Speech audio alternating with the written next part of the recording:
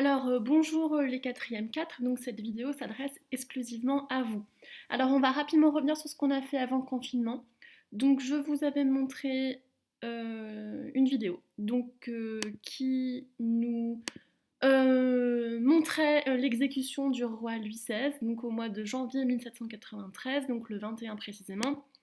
Et donc je vous avais rapidement expliqué qu'à partir en fait de cette décision, donc des députés de voter la mort du roi, c'est le début en fait de la terreur, donc la révolution prend un vrai tournant radical, un vrai tournant extrême.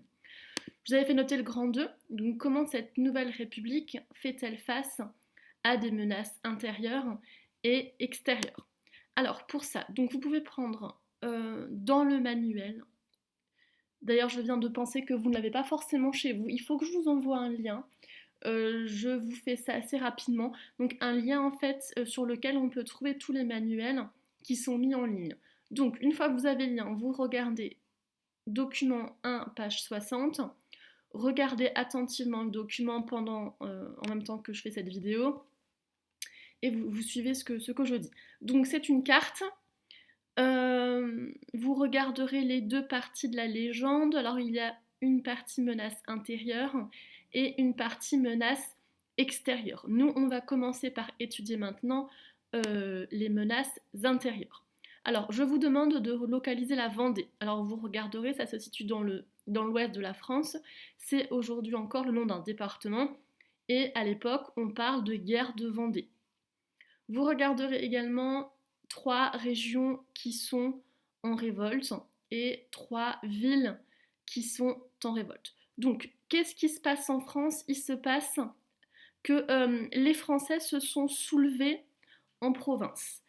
Alors, en province, ou précisément, si on regarde en fait le point commun entre toutes ces régions, entre toutes ces villes là qui sont en révolte contre Paris, donc toutes ces régions qui se sont révoltées, elles sont toutes en fait situées loin de Paris. Elles sont en périphérie du territoire, elles sont en fait loin de Paris qui est le centre de la Révolution. Donc pourquoi ces régions elles se révoltent? Parce qu'en fait ces régions sont pour le renforcement du pouvoir royal.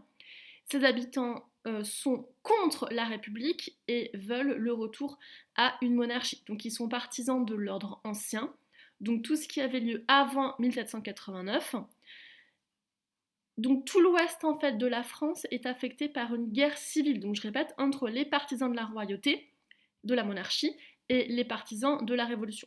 Donc puisque ces Français sont contre la Révolution, on va simplement parler de contre-révolution. Question G, vous regardez les figurés utilisés pour représenter les monarchies qui sont opposées à la Révolution et qui attaquent la France. Donc on a plusieurs États qui attaquent la France, on a l'Angleterre, on a la Russie, on a la Sardaigne, on a l'Espagne, on a la Prusse, on a l'Autriche et le Portugal. Donc on voit que toute l'Europe s'unit contre la France.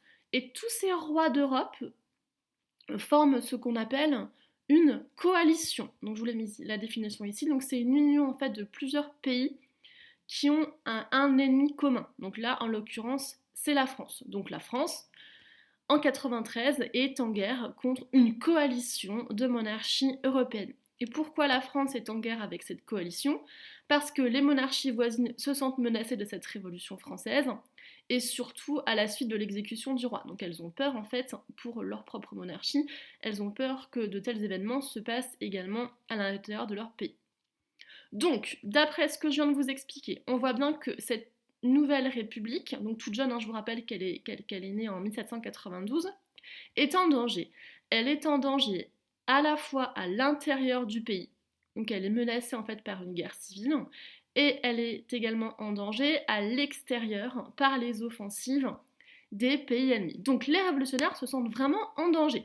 Donc pour faire face à ce danger, on met en place un nouveau régime qui prend des mesures exceptionnelles et violentes. Ce régime est dirigé par Robespierre entre le mois de juin 1793 et juillet 1794.